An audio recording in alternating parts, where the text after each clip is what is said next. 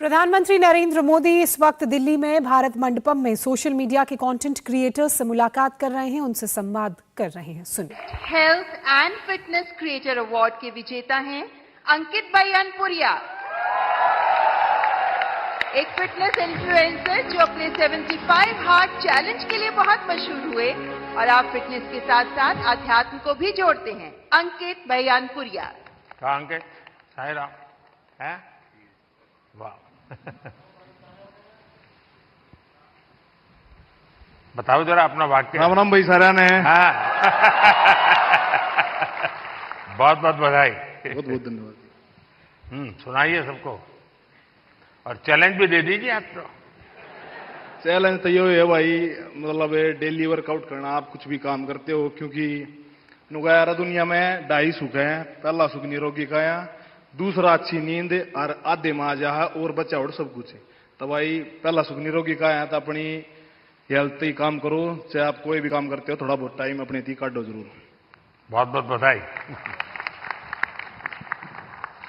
और gaming creator category के विजेता हैं ट्रिगर्ड इंसान के नाम से जाने वाले निश्चय।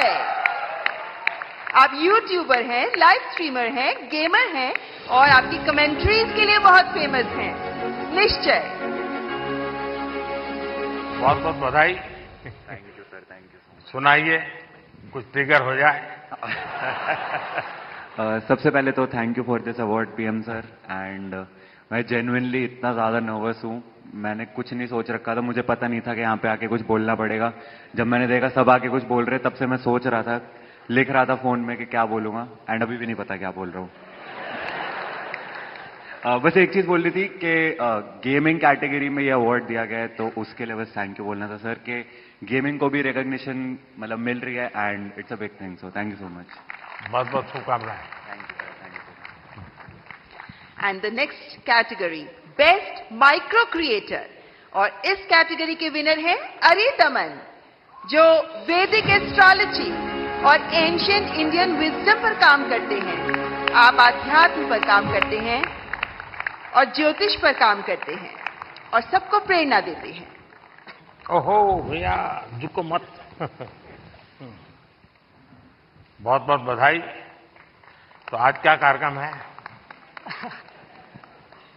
आज का बस यही कार्यक्रम है। नहीं, इसलिए ये सारे लाइन लगा के खड़े रह जाएंगे, क्योंकि ज्योतिष ऐसी चीज है, कोई भी हाथ दिखाता है। मैं अपना बचपन का एक अनुभव बता दूं।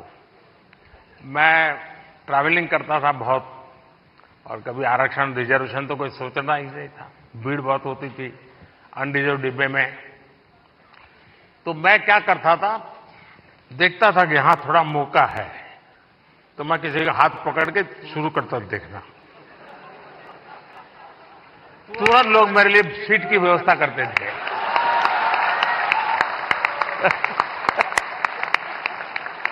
आइए आइए बैठिए, अब आप बताइए। लक्ष्मी हयवदन परब्रह्मणे नमः। सभी को मेरा सादर नमस्ते। और पहले मैं ये बताना चाहूंगा कि मैं ज्योतिष की वीडियोस नहीं बनाता हूं। मैं धर्मशास्त्रों के कुछ विषयों पर अपनी वीडियोस बनाता हूं। और ये पुरस्कार मुझे मिला, इसमें धर्मचक्र भी है, इसमें वृषभ भी है, इसमें सिंह भी है। और इस धर्मचक्र की मर्यादा बनी रहे, ये धर्मचक्र सतत चलता रहे, इसके लिए ही मेरा छोटा सा प्रयास है।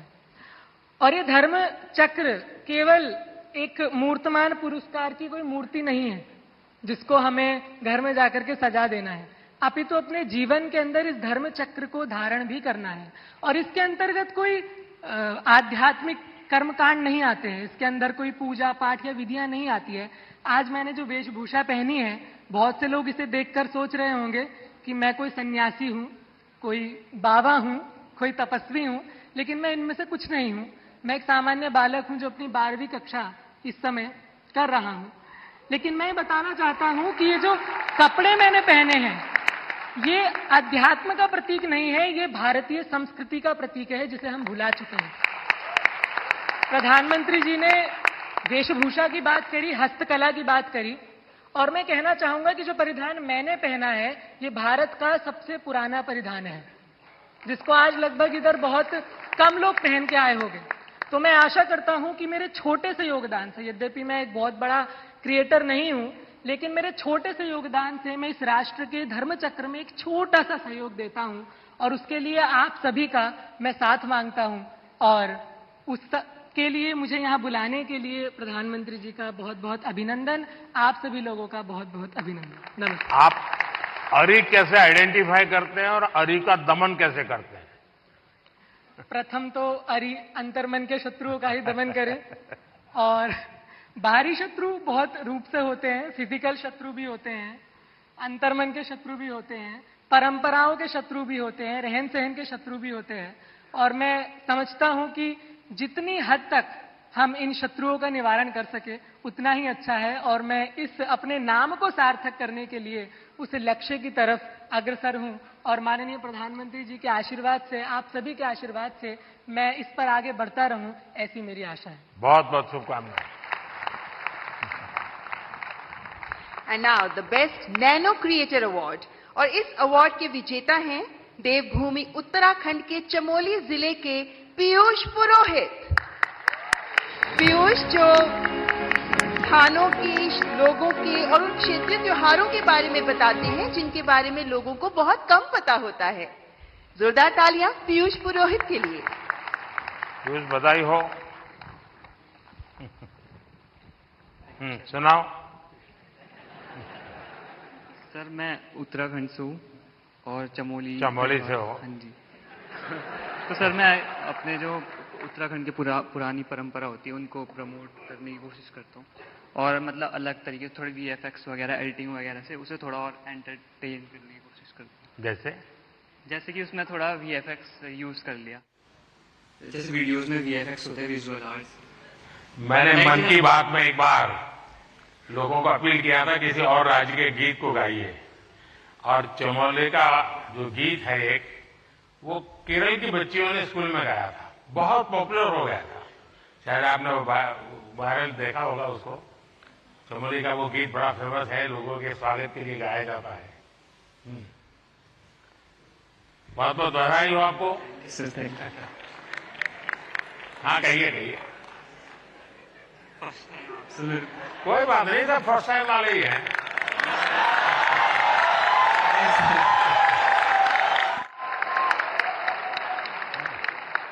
Thank you sir, thank you. जय देवभूमि, जय उत्तराखंड। चलिए, बहुत धन्यवाद। और नेशनल क्रिएटर्स अवार्ड्स की आखिरी श्रेणी, बेस्ट सेलिब्रिटी क्रिएटर अवार्ड, और ये अवार्ड दिया जा रहा है अमन गुप्ता को। एक उद्यमी के तौर पर अपनी सफलता और अपने इनोवेटिव बिजनेस स्ट्रैटेजीज के लिए मशहूर शार्क टैंक इंडिया में भी शामिल अमन गुप्ता। अमन, बहुत बहुत बधाई हो। सर, आप तो अब सक्सेसफुल है अपने जीवन में भी और दुनिया को भी दिखा रहे हो, जरा बताइए। तो सर 2016 में जब startup India, stand up India आया था, हमने अपनी कंपनी स्टार्ट करी थी सर। बोट तो जब हमने स्टार्ट करी थी तो लोग बोलते थे कि ये क्या कर लेंगे, ऐसा छोटा सा ब्रांड है, कुछ नहीं कर पाएंगे। और आज सर 2024, 7 साल बाद sir, we are world's second largest sir, विश्व second largest audio brand sir. 2021 में सर कोविड आया सर, हमारा सारा सामान इंडिया के बाहर बनता था सर। 2021 में आपने मेक इन इंडिया स्टार्ट किया सर, यहाँ पहन के घूमते हैं सर प्राउडली हम। और सर आज की time sir 70% of our products are now made in India sir. तो सर अभी अगला हमारा बस यही विजन है सर कि इंडिया से कोई ब्रांड, अच्छा ब्रांड इंडिया से बाहर जाए। और जैसे यहाँ पे जब कोई फिरंगी प्रोडक्ट आता है और लाइन लगती है, हम थोड़ी सी वाइब भी तो चेक हो जाए।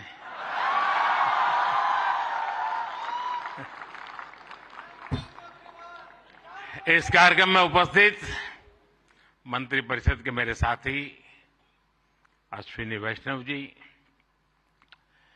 जूरी मेंबर्स भाई प्रसून जोशी जी, रूपाली गांगुली जी, देश के कोने कोने से यहां उपस्थित सभी कंटेंट क्रिएटर्स, देश के कोने कोने में इस आयोजन को देख रहे मेरे सभी युवा साथी और सभी अन्य महानुभाव, आप सबका स्वागत है, आप सबका अभिनंदन है। और आप वो लोग हैं जिन्होंने अपनी जगह बनाई है और इसलिए आज उस जगह पे आप हैं, भारत मंडपम।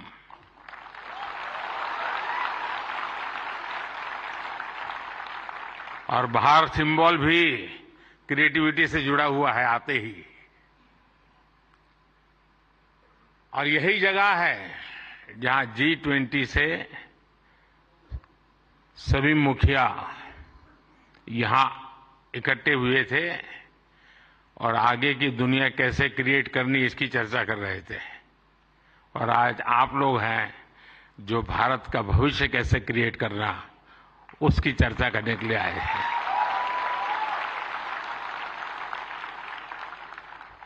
साथियों, जब समय बदलता है, टाइम चेंज होता है, जब नए युग की शुरुआत होती है तो उसके साथ कदम से कदम मिलाना ये देश का दायित्व होता है।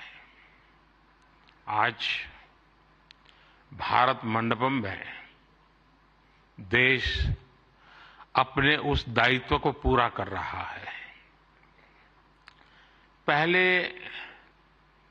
नेशनल क्रिएटर अवार्ड्स यानी पहला है, ये आयोजन नए दौर को समय से पहले पहचान देने का आयोजन है।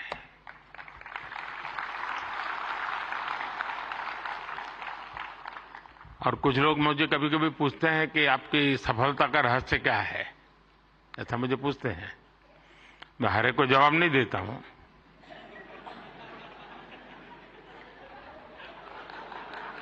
कोई रेस्टोरेंट वाला अपना किचन दिखाता है क्या?